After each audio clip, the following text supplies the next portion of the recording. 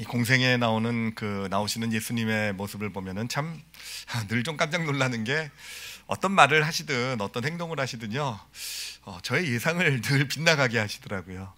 그러니까 일반적으로 이런 상황이면 이런 얘기가 나올 거고, 이런 상황이면은 이런 행동을 하실 그런 상황에서 우리가 예상하는 대로 예수님이 한 번이라도 그렇게 말을 하거나 행동하신 적이 있으셨을까라고 했을 때, 정말로요, 한 번도 없는 것 같아요. 한 번도 없는. 정말 하여튼 근데 참 그게 또 신기한 게 뭐냐면은, 우리의 예상을 빗나가게 하는 예수님의 말, 행동이요, 그게 놀라운 지혜가 되더라고요. 그래서 놀라운 지혜가 돼서 사람의 삶을 변화시키든지 아니면은 뭔가 하나님의 놀라운 역사를 가져오게 하는 바로 그 근원이 어디에 있는가? 바로 우리의 예상을 초월한 어떤 그런 말과 또는 예상을 초월했던 어떤 그런 행동들 가운데 있다라는 거.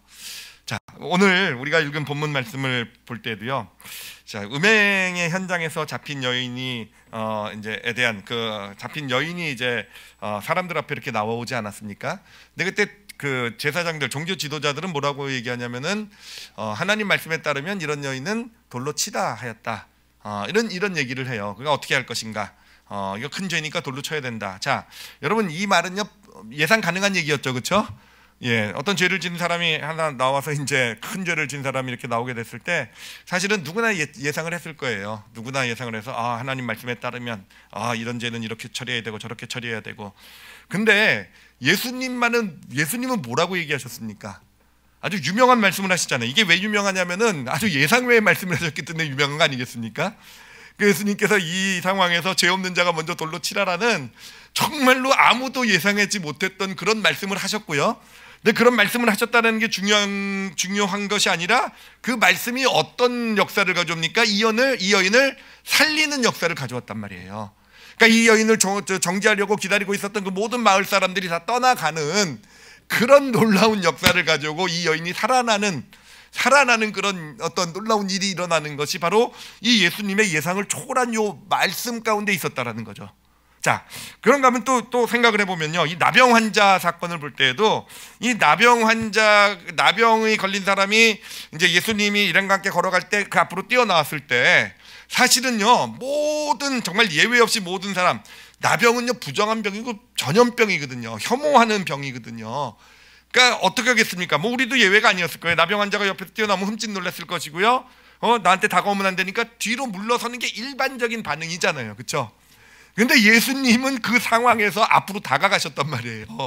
다가가셨을 뿐만 아니라 정말 아무도 예상하지 못했던 행동을, 그 나병 환자의 그 전염병, 그 고름이 흐르는 그 몸에다가 그냥 손을 딱 갖다 대신 거 아니겠습니까? 여러분, 예상 밖의 일이죠, 그렇죠? 예, 지금 제가 그런 행동을 하면 여러분 저도 보고 정신 나갔다, 미쳤다, 왜 저러시냐 우리 목사님 이런 반응 나오지 않겠습니까?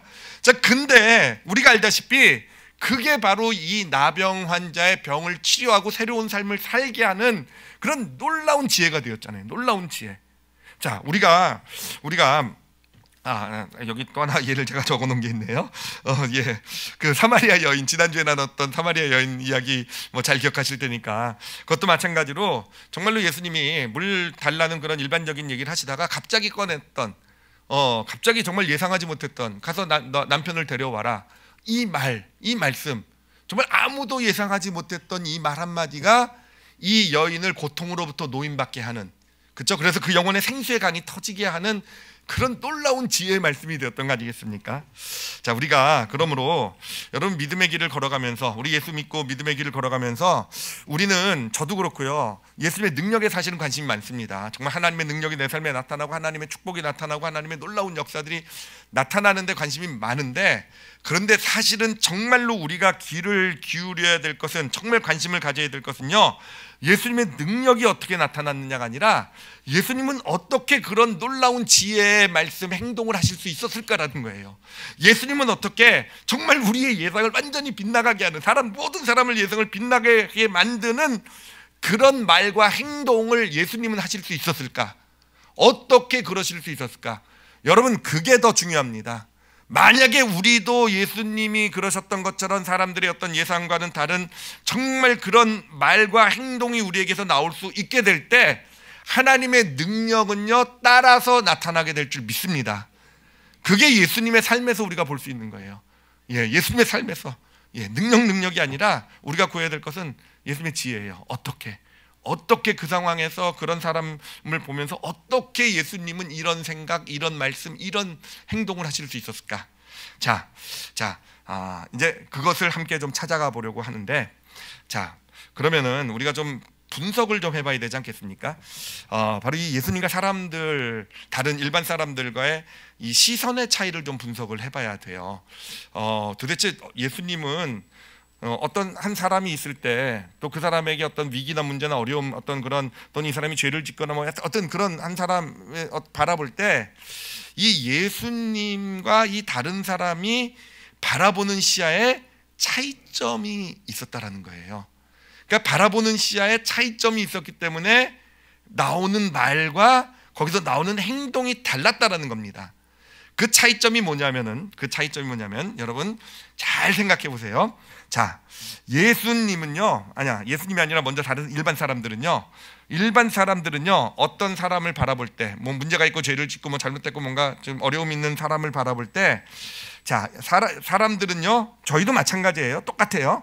어떻게 바라보냐면은 그 사람을요, 또는 그 사건을요, 분석의 대상으로 바라봅니다.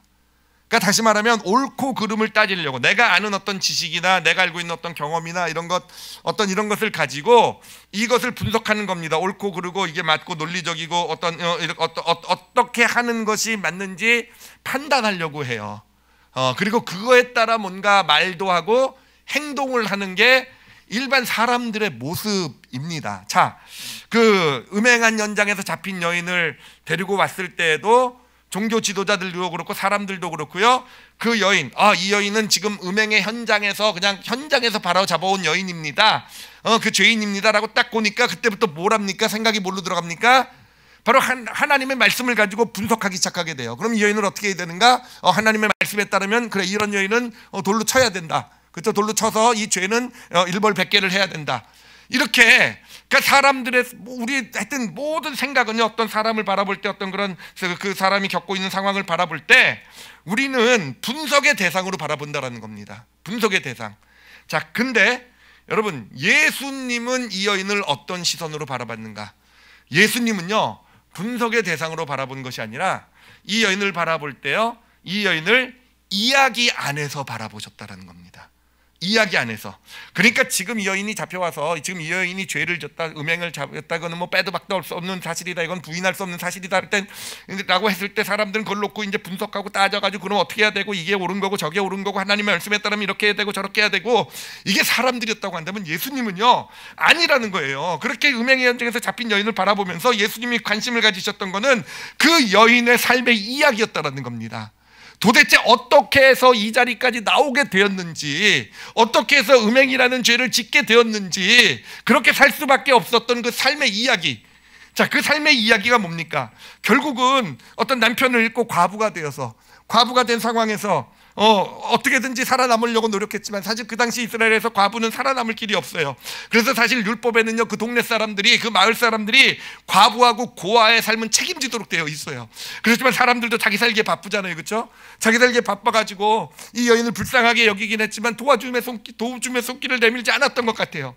그런 가운데서 이 여인이 결국은 살다 살 길이 없으니 마지막 선택한 것이 바로 몸을 파는 길이 되는 것이고, 자신도 이스라엘 여인으로서 죄가 뭔지는 알지만 살아남기 위해서 어쩔 수 없이 선택한 그 길, 그러다가 결국은 그녀가 그 두려워했던 이 길을 갔다가 이게 죄인데 두려워했던 그런 잡혀가지고 지금 심판대 앞에 쓴 예수님이 보신 것은요, 그 이야기를 보신 거예요. 그 이야기 가운데서 예수님께서는요 말씀을 하신 거예요. 너희 중에 죄 없는 자가 먼저 돌로 쳐라. 그러니까 예수님은요 분석을 해서 이 여인이 죄가 있고 없고를 따지는 것이 아니라, 이 여인이 문제가 뭐고 이게 따지는 것이 아니라, 이 이야기 가운데서 이 여인의 사정을 보면서 사실은 여인이 음행의 죄를 진 건 잘못이죠. 큰 죄죠. 그렇지만 이 마을 사람들, 지금 돌을 던지려고 눈을 부릅뜨고 이 여인을 심판하려고 서 있는 이 마을 사람들, 결국은 이 마을 사람들이 정말 이 하나님의 말씀에 따라 이 여인에게 도움의 손길을 내밀었는가? 그렇지 못했잖아요, 그렇죠? 그 이야기 가운데서 예수님은요 말씀하신 거예요. 너희들 책임이 없지 않지 않느냐. 이 여인이 죄가 없다는 것이 아니다. 그렇지만 이 여인이 이런 상황까지 가는 데 있어서 과연 너희가 책임 없다라고 말할 수 있겠느냐. 여러분 그 시선이 보이시죠? 그렇죠? 예수님이 이런 정말 의외의 얘기, 정말 우리가 상상하지 못했던, 생각하지 못했던 이야기를 하실 수 있었던 이유는 다른 데가 있는 게 아니에요. 예수님은요, 우리는 분석해요. 예수님은 이야기 안에서 바라봅니다. 바로 그 차이입니다. 그 차이예요. 그리고 그 차이가 뭘 가져옵니까? 분석한 것은요, 아무런 역사를 가져오지 못해요. 기가 막히게 분석해서 오르금을 따져봤어도 한 여인을 돌로 치는 것밖에는 다른 길은 없어요.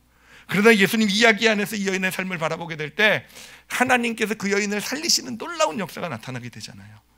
여러분 이게 모든 사건에 아주 공통적으로 적용이 됩니다. 공통적으로 적용이 돼요.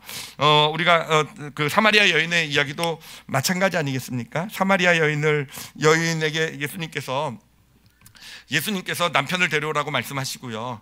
남편을 데리고 오라고 했을 때 이 여인이 뭐라고 얘기하면 나에겐 남편이 없습니다라고 얘기를 해요. 여러분 이거를요, 이 이야기를 딱 들었을 때 저의 머리는요 분석으로 돌아가요. 이게 진짜 남편이 없다는 말이 맞는가? 이거부터 따지게 돼요. 이거 거짓말 아닌가? 그래서 제가 막 찾아보게 돼요. 율법에 따르면은 이 여인은 율법에 따라서 지금 남편을 5명이 있었는데 죽었고 6명째 남편이랑 같이 살고 있는데 율법에 따르면 이게 결혼한 것이 아닌가? 저는 그것부터 따져요. 그것부터 따지고 이거 결혼한 거 맞는데 율법적으로? 야, 그리고 도덕적으로 지금 한 남편과 같이 가정을 이루어 살아가고 있으면은 그 사람을 남편으로 인정을 해야지 어떻게 남편이 없다라고 얘기할 수 있는가? 여러분 그게 지금 제 스스로 저를 디스하고 있는 겁니다. 근데 저만 그렇습니까? 우리가 다 그래요. 다 그래요. 어떤 상황이 딱 어떤 여인이 보면 나 남편이 없습니다라는 얘기 들으면 야 저거 거짓말인데 이렇게 따져봐라. 이거 봐라. 너 성경의 규정을 봐도 그렇고 이 도덕적 이 판단 기준을 봐라. 이 여인이 거짓말하고 있는 거 아니냐. 이게 우리가 어떤 사람을 바라보는 시선에 아주 너무 당연하게 생각하는 그런 방식이란 말이에요. 근데 예수님께서는 뭐라고 얘기하십니까? 내 말이 참되도다라고 얘기를 해요. 내 말이 참되도다. 예수님 바보입니까? 예수님 그 정도 판단도 못하십니까? 그 정도로 분석도 못하십니까? 근데 예수님께서 그 여인의 말이 참되다라고 인정한 이유를, 인정해 주신 이유를 우리는 지난주에 배웠잖아요. 왜 참되다고 인정해 주셨습니까? 그 여인의 삶의 이야기를 알고 계셨기 때문에, 그 여인이 겪어왔던 고통을 알고 계셨기 때문에, 남편을 5명이나 잃으면서 받았던 그 고통 가운데 또 결혼해야 되는 상황 가운데서 남편을 남편이라고 생각하면, 더 이상 남편을 기대하면 얼마나 아프고 얼마나 고통스럽겠어요.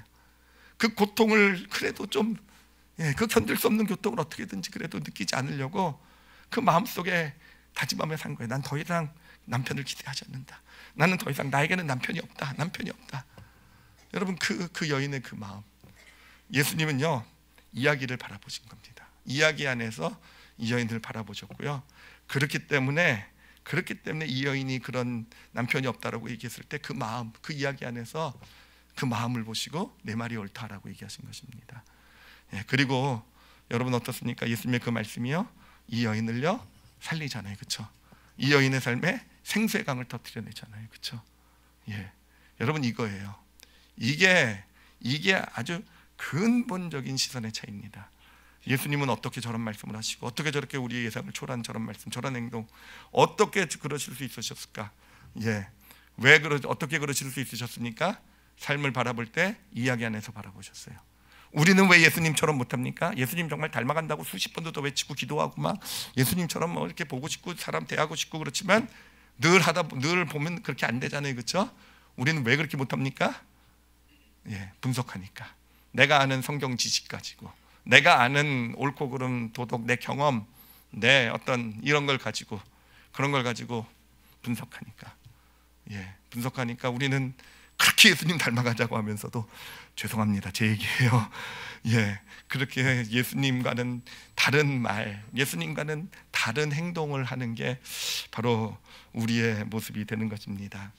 그래서 우리가 오늘 하여튼 첫 번째로 좀 우리를 돌아봐야 될 것은요, 나는 누군가를 바라볼 때, 특히 어려움이나 문제, 죄를 짓거나 이런 어떤 그런 힘든 상황에 있는 누군가를 바라볼 때 예, 그게 내 자녀일 수도 있고 아내, 남편이나 부모님이나 또는 이웃들, 성도, 같은 성도들일 수도 있어요. 또는 함께하는 사람들일 수도 있어요. 나는 어떤 시야로 바라보는지를 한번 점검해 보십시오. 예, 분석적 시야로 바라보고 있는가?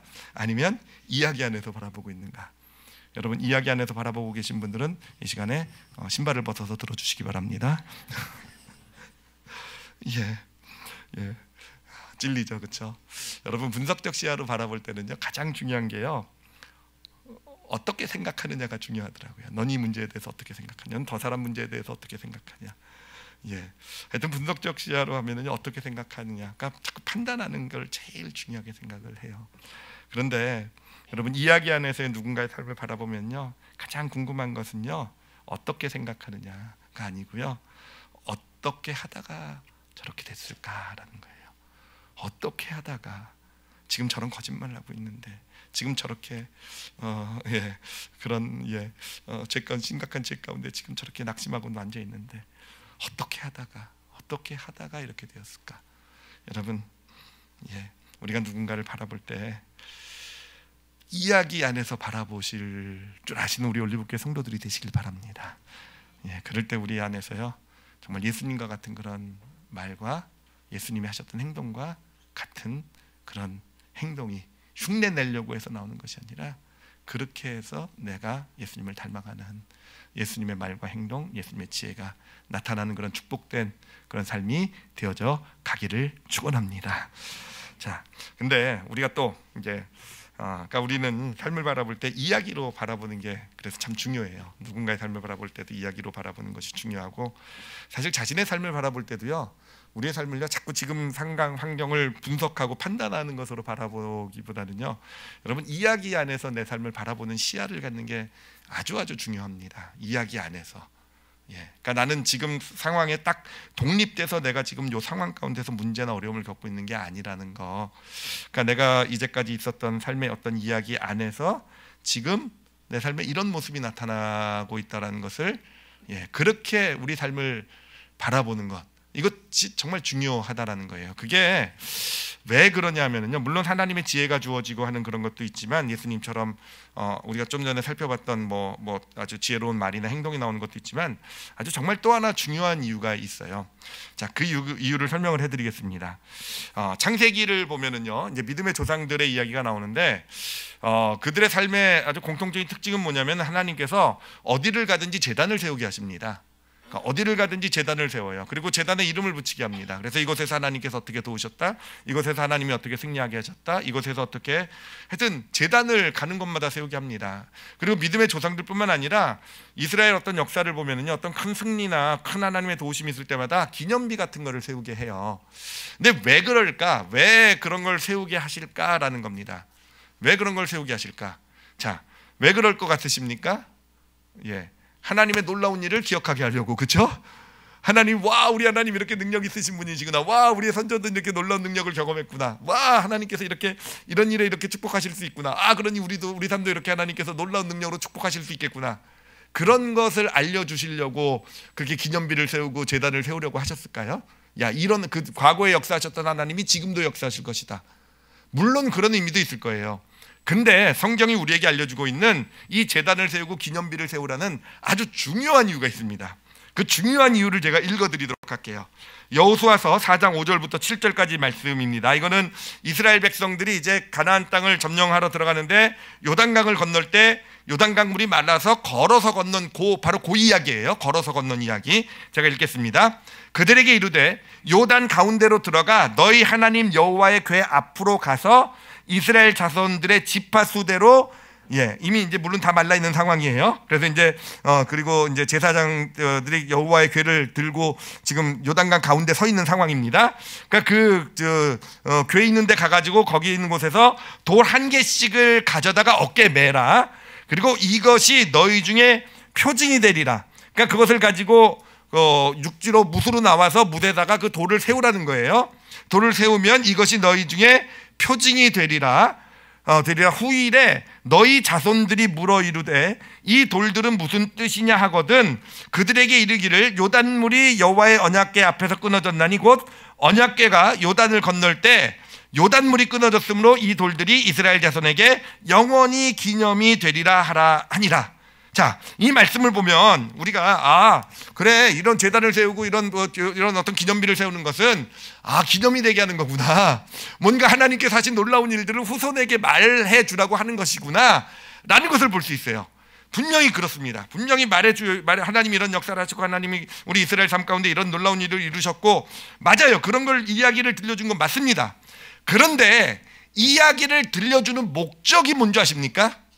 이야기를 들려주는 목적이요, 여기 보면 아까 읽은 단어 중에서 이 돌들이 너희에게 표징이 되리라 라는 단어가 있어요. 표징, 어려운 단어죠, 그렇죠? 성경 외에서는 보기가 힘든 단어예요, 그렇죠? 성경 왜 꼭 이런 어려운 단어를 쓴지 저도 잘 이해가 안 됩니다. 그래서 찾아봤어요. 도대체 표징이 뭘까? 그랬더니 표징이라는 게 아주 쉬운 단어더라고요. 사인판이라는 뜻이에요. 사인판이라는 거예요. 그러니까 이런 돌들, 이런 기념불, 이런 어떤 기념비들, 어떤 그런 이 제단들 이름 지고 하나님 거기 이야기들을 다 담아놓은 그런 것들 후손들에게 다 이야기를 들어줘야 되는데 왜 들려줘야 되느냐? 왜냐하면 그것이 후손들에게 사인판이 되게 될 거라는 겁니다. 사인판이 뭡니까? 여러분, 그 내비게이션에서 그 사인이 오른쪽으로 가라 그러면 여러분 다 왼쪽으로 가시죠, 그렇죠? 아니잖아요, 그렇죠?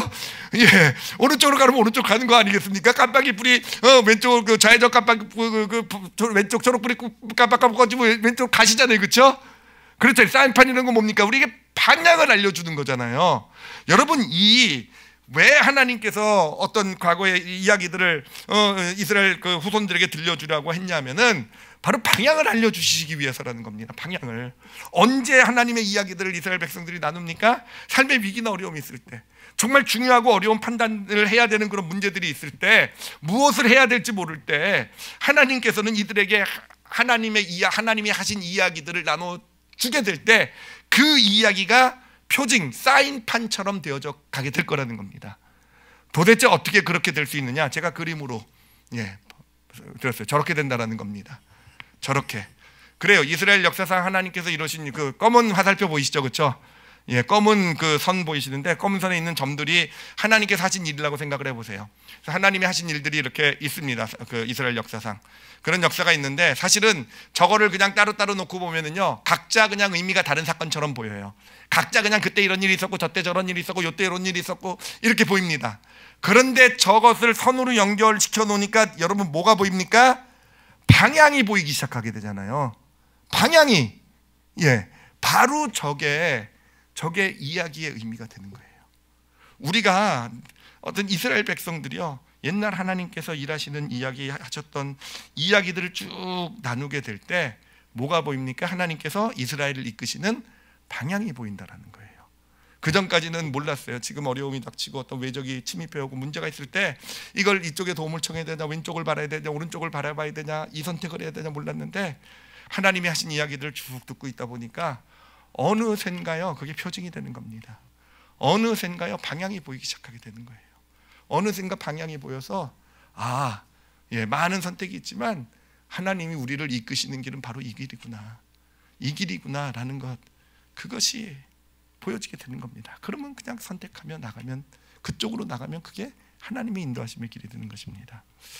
제가 사실은 제가 하는 일이 전 가끔 합니다. 물론 자주 하진 않지만 어떤 교회에 큰 일이 있든지 아니면 어떤 또 저 개인적인 삶이나 이런 것에 어떤 일이 있을 때 저는 물론 하나님 알려주시옵소서라고 기도도 하지만, 어떤 길로 가야 되는지 알려주시옵소서라는 기도도 하지만, 사실은 진짜로 하는 것은요, 하나님 앞에 나가서요, 제 삶의 이야기들을 쭉 한번 정리해 보는 겁니다. 제 삶에 어떤 일이 있었고, 특히 예를 들면 교회 문제라고 한다면 우리 교회 가운데 하나님께서 어떻게 우리 교회를 세우셨고 어떤 어려움 가운데 어떻게 인도해 오셨고라는 이야기들을 쭉 하나님 앞에 이렇게 그 이야기를 하다 보면은요, 여러분 정말로 신기하게요, 이야기가 어느 정도 진행되다 보면요, 하나님이 보여주시지 않으셔도, 막 환상처럼 보여주시고 막 들려주시지 않으셔도요, 내가 그 다음 해야 될 방향이 보이더라고요. 자녀 양육, 가정 마찬가지예요. 하나님이 우리 가정을 어떻게 이끌어 오셨는지, 어떤 만남, 어떻게 만나서 어떤 소망으로 가정을 주시고 어떤 갈등이 있었고, 좋은 일만은 아닙니다. 어떤 갈등, 어려움 가운데 저 여러분 다 아시는 스토리 있죠, 그렇죠? 아내가 미국으로 도망갔던 이야기부터 저를 버리고 저는 왠지도 모르고 하여튼 그런 이야기들로부터 하여튼 그런 가정의 이야기들을요 쭉 하나님 앞에서 이렇게 점검해 볼 때 지금 우리 가정이 나아가야 될 방향이 무엇인지를 하나님이 굳이 알려주시지 않아도요 우리는 볼 수 있다라는 거예요. 제가 어떤 우리 성도와 이야기를 나눈 거가 있어요. 이분은 이제 사실은 굉장히 어려운 병을 앓고 계신 분이신데 참 마음이 힘들어하세요. 마음이 왜 나에게는 병이 있고 내 삶이 어떻게 될 거고 정말 이 병을 주신 하나님의 뜻이 무엇이고 참 그것 때문에 너무 힘들죠. 안 힘들겠습니까? 다 그렇죠. 그런 어떤 병이라든지 불행이 찾아오면 우리는 하나님이 왜 이런 걸 허락하시고 왜 이렇게 내 삶에 이런 일이 있을까라고 사실 우리 다 의문 같잖아요. 근데 하는 이분 삶의 이야기 하나님께서 어린 시절부터 어떻게 예수님을 알게 되고 어떻게 신앙생활하고 이 삶의 이야기를 쭉 하나님께 이렇게 풀어내 보니까 어떤 것이 보입니까? 이 병 가운데 하나님이 인도하시는 방향이 보이기 시작한 거예요. 그냥 병이 하나 뚝 떨어져 있는 것이 아니라 그 삶을 인도해 오신 여러 가지 사건 가운데서 연결이 돼서 지금 아픈 어떤 질병 때문에 고통하는 것까지 이렇게 연결이 되니까 그 방향이 보이는 겁니다. 근데 그 방향은 무엇입니까? 보니까 이거는요 하나님이 말씀해 주셔서가 아니라 이거는 나를 이 병으로 내가 죽을 그런 병은 아니구나. 하나님께서 분명히 뭔가 명확하진 않지만 나아가시는 내 삶을 이끄시는 방향이 있구나. 이거는 살리시는 병이구나. 그런 믿음의 확신을 가지고요 넉넉하게 믿음으로 이겨나가시는 그런 모습도 본 적이 있어요. 여러분 그래요. 우리가 하여튼 하나님의 인도하심을 받길 원하죠. 늘 삶에서 어떻게 사는 것이 어떻게 내가 지금 나가야 되는가라고 했을 때 여러분 자신의 삶을 이야기로 좀 하나님 앞에서 좀 바라보시기 바랍니다.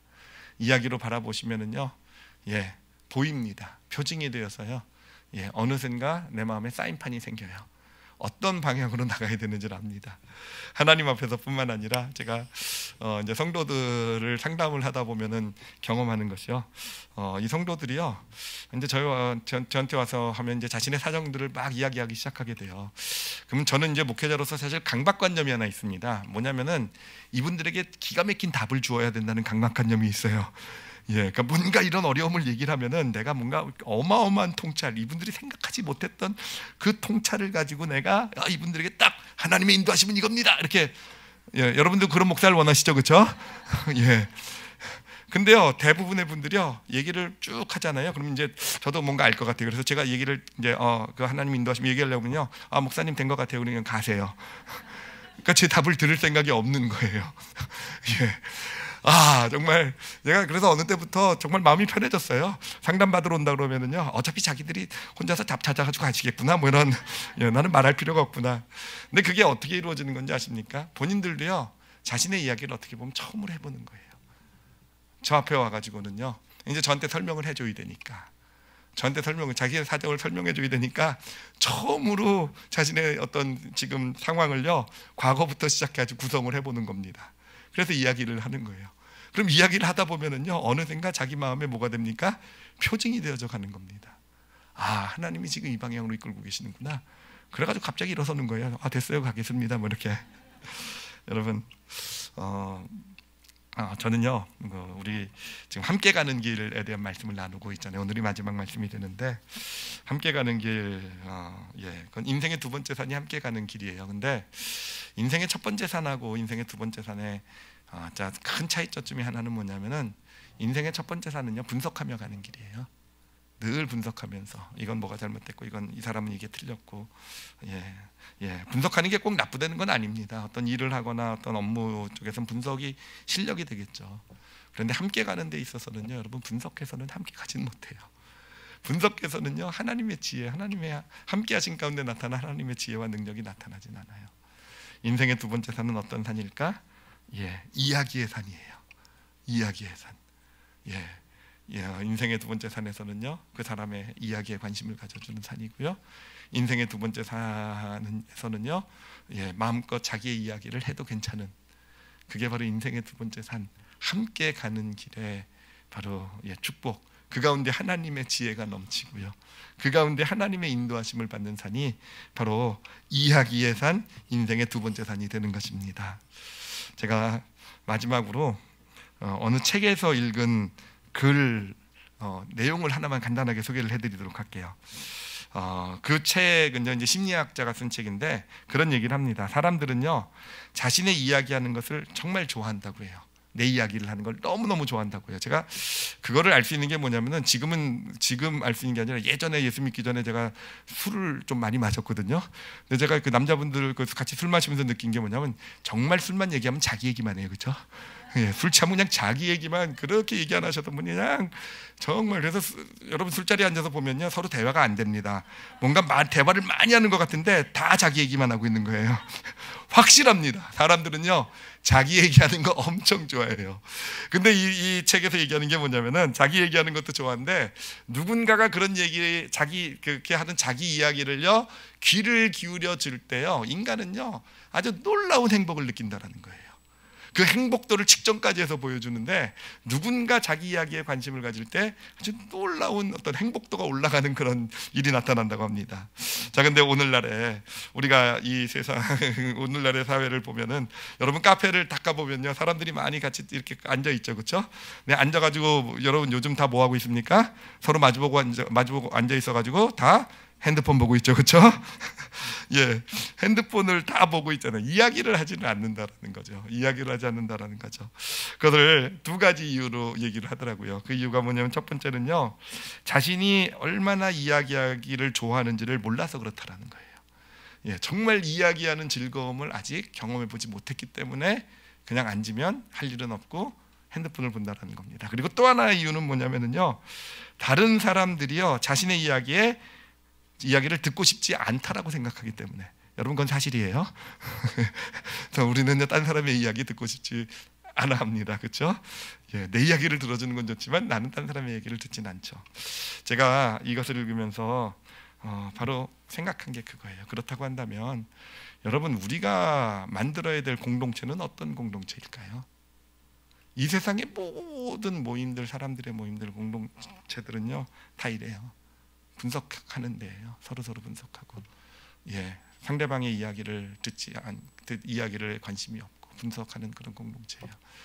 정말 우리가 정말 만들어가야 되는 크리스찬 공동체, 하나님의 공동체라고 한다면은요, 분석하는 데가 아니라 이야기를 나눌 수 있는 공동체가 되어야 되지 않겠습니까? 자기의 이야기를 해도 괜찮아. 그 이야기를 누군가는 정말 귀를 기울여 들어줄 수 있는 그런 공동체. 여러분, 그런 공동체가 있게 될 때 그 공동체 안에서 하나님의 지혜가 나타나게 될 줄 믿습니다. 그런 공동체에서 하나님의 지혜로 하나님의 인도하심을 받는 그런 축복의 현장이 될 줄 믿습니다. 자, 그런 공동체가 어떤 공동체가 되어야 되겠습니까? 어떤 공동체가 그런 공동체가 되어야 되겠습니까? 첫 번째는 교회예요. 교회는요, 분석하는 공동체가 되지 않았으면 좋겠어요. 소그룹 모임도 그렇고, 특히 교회 학교도 그렇고, 아이들을 보고 문제를 보고, 제 문제는 이거고, 어떤 사람이 어려움이 있다고 한다면 당신은 하나님 말씀을 이렇게 안 지켜서 그런 거고, 이렇게 살아야 되고, 이게 맞고, 하나님 말씀에 따르면 내가 하나님 말씀으로 분석해, 내 경험으로 보니까. 여러분, 교회는 그런 공동체가 돼서는 안 돼요. 그건 그냥 세상 공동체랑 똑같은 거예요. 아무런 역사도 나타나지 않아요. 옳을진 모르겠지만, 우리 올리브교회는요, 이야기가 풍성한 공동체가 되기를 예수님의 이름으로 축복합니다. 우리 아이들이 와서요, 성도들이 와서 여기는 내 이야기를 들어주는 곳이라는 그런 교회를 우리 함께 정말 그렇게 만들어 가시는 우리 성도들이 되시기를 바랍니다. 그리고 무엇보다도 가정이 그렇게 돼야 돼요. 가정이요. 가정은요, 들어오면은요, 그날에 있던 일을 분석하는 데가 가정이 아닙니다. 남편은 뭘 잘못했고, 아내는, 부모는, 자녀 이렇게 해서 분석해서 넌 이렇게 고쳐야 되고 저걸 잘못하고, 물론 그런 게 필요 없다라는 건 아니겠지만, 옳고 그름도 잡아주고 해야 되겠지만, 가정은요, 우리 가족들이 함께 모였을 때 이야기가 풍성한, 서로의 이야기에 관심을 가져줄 수 있는 그런 가정이 되어져 가게 될 때, 그 가정에서 하나님의 지혜가 나타나게 될 것이고요. 세상에서 좀 헷갈리고 혼란스럽다가도 가정에 와서 같이 이야기를 나누면서 하나님의 인도하심을 경험할 수 있는 그런 축복된 역사가 나타나게 될 것입니다. 여러분, 하나님으로 해하지 않았으면 좋겠어요. 하나님은 우리를 분석하시는 분이 아니세요. 예수님은 절대 분석하지 않으셨어요. 음행의 현장에서 잡힌 여인을 보고 절대 하나님 말씀 가지고 분석하지 않으셨어요. 나병 환자를 보고 그의 어떤 부정한 것 가지고 성경 말씀에 따르면 절대 분석하지 않으셨어요. 그래요. 사마리아 여인을 보고 그 여인의 거짓말을 보고 절대 그것을 가지고 옳고 그름으로 분석하지 않으셨어요. 예수님은요, 우리의 이야기에 관심이 있으십니다. 우리의 이야기를 듣기를 원하세요. 바로 우리도 그 예수님께 이야기 마음껏 나눌 줄 아시는, 그리고 또 그 예수님을 닮아서 정말 누군가의 이야기에, 또 자신의 이야기에 관심을 가지실 줄 아시는 그런 저와 여러분이 되시기를 예수님의 이름으로 축원합니다. 기도하시겠습니다. 기도하실 때요, 좀 찔리지만 자신을 좀 돌아봤으면 좋겠어요. 아마 다 걸리실 것 같아요. 90%, 95%. 나는 분석하는 사람일까? 아니면 이야기의 사람일까? 누군가의 관계에서, 신앙생활에서, 가정에서 나는 분석하는 사람이었을까? 끊임없이 분석하잖아요. 심지어는 교회도 분석하는 것 같아요. 우리 교회는 어떻고 저떻고, 모임들 분석하고, 누군가 분석하고. 어쩜 우리 크리스찬들이 분석을 더 많이 하는지도 모르겠어요. 하나님을 말씀을 좀 안다라는 어떤 그런, 죄송하지만 얄팍한 지식 가지고 내 분석이 맞다, 끊임없이 분석하는 게 어쩌면 우리 크리스찬들이 더 가지고 있는 모습일지도 모르겠어요. 우리가 그런 모습을 좀 이 시간 내려놓았으면 좋겠어요. 예수의 그리스도의 보혈로. 그리고 분석하기보단 예수님 닮기 원하시잖아요. 이야기 안에서 한 영혼을 바라볼 줄 아는, 이야기 안에서 한 모임을, 공동체를, 교회를, 가정을 바라볼 줄 아는 그런 믿음의 시야를 저에게 주세요라고요. 믿음의 시야를 저에게 주세요라고 그렇게 하나님께 구했으면 좋겠어요. 그리고 자신의 가정을 위해서도 기도했으면 좋겠어요. 우리 교회를 위해서도요, 분석하는 공동체가 아니라 이야기가 풍성한 우리 가정이 되게 해주세요라고요. 그래서 우리 가족들이 가정에 와서는요, 함께 이야기를 나눌 수 있는, 그런데 제가 쓰임받게 해주세요라고 했으면 좋겠어요.